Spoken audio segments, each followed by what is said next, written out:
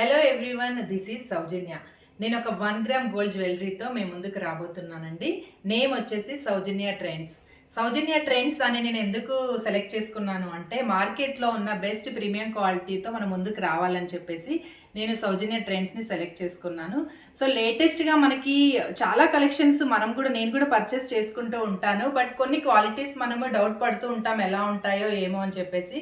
But ఈసారి మాత్రం నేను బెస్ట్ ప్రీమియం క్వాలిటీతో నేను ప్రతి ఐటెం తీసుకొని రాబోతున్నాను అనమాట.